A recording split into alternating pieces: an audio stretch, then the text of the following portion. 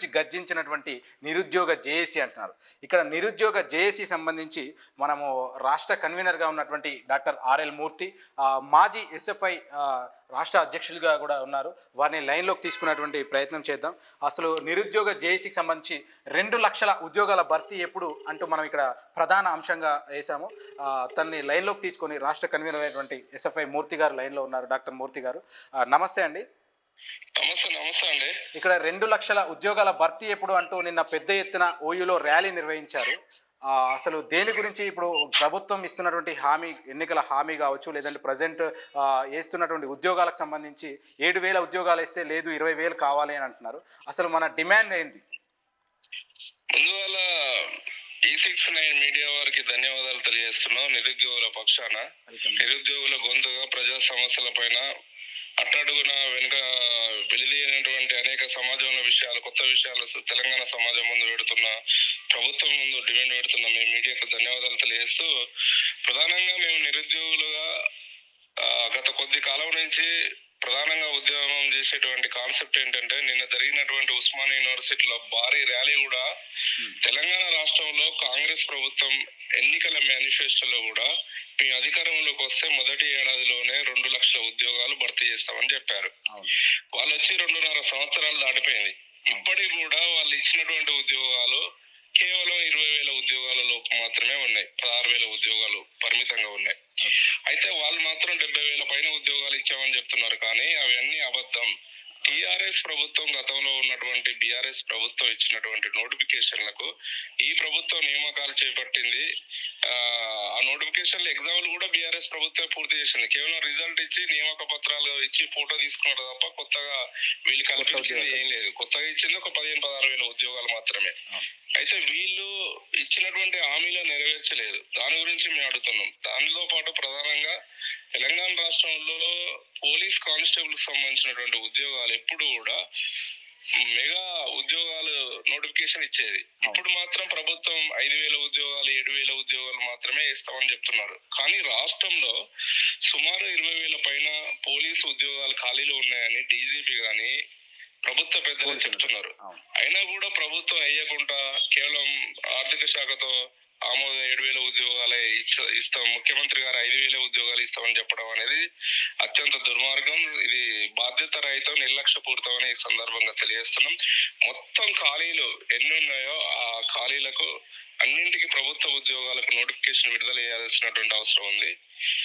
దాంతో పాటు ప్రధానంగా రాహుల్ గాంధీ గారు, వీళ్ళ జాతీయ నేత రాహుల్ గాంధీ గారే అశోక్ నగర్ లో నిరుద్యోగులతో మాట్లాడి, టిఆర్ఎస్ ప్రభుత్వంలో మీరు ఆత్మహత్యలు చేసుకున్నారు, పస్తులు ఉన్నారు, రకరకాల ఇబ్బందులు పడ్డారు, మన ప్రభుత్వం వస్తే మీ బతుకులు మారుతాయని ఆ రోజు భరోసా ఇచ్చారు. కానీ ఇప్పుడు కాంగ్రెస్ ప్రభుత్వం వచ్చిన తర్వాత కూడా చిక్కడపల్లిలో కానీ దిల్షుక్ నగర్లో వర్షం పడిన తర్వాత 1,000 మంది నిరుద్యోగులు రోడ్ల మీదకి వచ్చినా కానీ ఇప్పుడు కాంగ్రెస్ ప్రభుత్వం వచ్చిన తర్వాత ఆ ధర్నాలు కూడా మళ్ళీ జరిగాయి. ఎగ్జాక్ట్లీ, అవును. కాంగ్రెస్ వచ్చిన తర్వాత ఇంకా విపరీతంగా ధర్నాలు జరుగుతున్నటువంటి సందర్భం ఉంది. ఎందుకంటే వీళ్ళు హామీ ఇచ్చినటువంటి హామీలు నెరవేర్చట్లేదు. 2 విద్యార్థులు మా నిరుద్యోగుల ఉద్యోగాలు ఇవ్వాలి, మా నిరుద్యోగ వృత్తి ఇవ్వాలి, మా నోటిఫికేషన్లు ఇవ్వంటే ఎక్కడ లేనటువంటి నిర్బంధాన్ని ప్రయోగిస్తున్నటువంటి సందర్భం తెలంగాణ రాష్ట్రంలో కనబడుతుంది. నిరుద్యోగులను అరెస్ట్ చేసి కేసుల్లో పెట్టి బనాయించి వేధిస్తున్నటువంటి సందర్భం ఉంది. అంటే నిరుద్యోగులు మీరు ఇచ్చినటువంటి హామీలని మేము అడిగితే మమ్మల్ని అరెస్ట్ చేయడం, కేసులు పెట్టడం, వేధించడం, తీవ్రమైనటువంటి నిర్బంధాన్ని ప్రయోగించడం మాత్రం అత్యంత దుర్మార్గం. తెలంగాణ సమాజం మాత్రం దీన్ని తీవ్రంగా అబ్జర్వేషన్ చేస్తుంది. భవిష్యత్తులో తగిన గుణపడడం కూడా జరుగుతుంది. ఈరోజు మీరు ఇప్పుడు ఈ ప్రభుత్వం వచ్చిన తర్వాత కూడా గత ప్రభుత్వానికంటే భిన్నంగా ఈ ప్రభుత్వ వైఖరి నిరుద్యోగుల పట్ల ఏం లేదు. ఎందుకంటే ఈ ప్రభుత్వం వచ్చిన తర్వాత కూడా 20 మంది నిరుద్యోగులు ఆత్మహత్యలు చేసుకున్నటువంటి సందర్భం కనబడుతుంది. అంటే నిరుద్యోగులకు భరోసా లేదు. పస్తులుండి రేపో మాపో భవిష్యత్తులో ఉద్యోగాల నోటిఫికేషన్ వస్తాయని ఎదురు చూస్తున్నటువంటి వాళ్లకు జాబ్ క్యాలెండర్ ఇస్తామని మోసం చేశారు. నిండు అసెంబ్లీలో ప్రకటించినటువంటి జాబ్ క్యాలెండర్ ని ఇప్పటికీ అమలు చేయట్లేదు. అంటే ప్రభుత్వం, అది కేసీఆర్ అయినా రేవంత్ రెడ్డి అయినా నిరుద్యోగులకు గొంతు కోసే అడుగులు వేయాల్సినటువంటి అవసరం ఉంది. కానీ ప్రభుత్వం ఏ రకంగా ఆ స్థాయిలో ఆలోచించినటువంటి సందర్భం కనబడట్లేదు. ప్రభుత్వం నిజంగా చిత్తశుద్ధి ఉంటే ఈరోజు నిరుద్యోగులతోనే కానీ లేకపోతే మేధావులతోనే కానీ చర్చ పెట్టి ఈ నిరుద్యోగ అంశం పరిష్కారం వైపు ఆలోచించేటువంటి పరిస్థితి ఉండేది. కానీ కనీసం వీళ్ళు ఇచ్చినటువంటి హామీలో ఖాళీగా ఉన్నటువంటి ఉద్యోగాలని భర్తీ చేసేటువంటి సందర్భం కనబడతలేదు.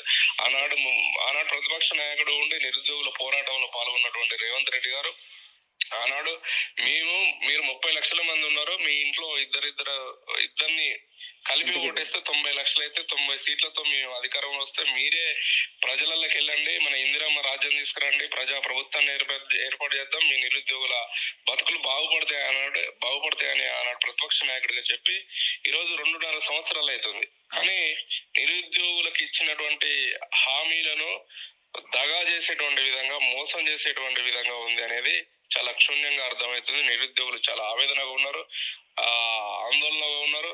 కాబట్టి ఆ ఆందోళన, ఆవేదన తెలంగాణ అభివృద్ధికి చాలా తెలంగాణ అభివృద్ధికి ఆటంకం అవుతుంది.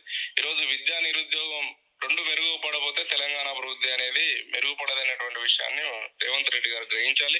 నిరుద్యోగులతో పెట్టుకుంటే ఖచ్చితంగానే ప్రభుత్వాన్ని బొందబెట్టేటువంటి రోజులు వస్తాయనేటువంటి విషయాన్ని కూడా ఈ సందర్భంగా మీ మీడియా ఛానల్ ద్వారా ప్రభుత్వాన్ని హెచ్చరిక జారీ చేస్తున్నాం. ఓకే అండి. 2 లక్షల ఉద్యోగాల భర్తీకి సంబంధించిన కానీ నిరుద్యోగులు ఎదుర్కొన్నటువంటి సమస్యల గురించి మనకి క్షుణ్ణంగా వివరంగా వివరించినటువంటి నిరుద్యోగ జేఏసీ రాష్ట్ర కన్వీనర్ అయినటువంటి డాక్టర్ ఆర్ఎల్ మూర్తి గారికి ప్రత్యేక ధన్యవాదాలు తెలియజేసుకుంటూ నమస్కారం. వారు చూసుకుంటే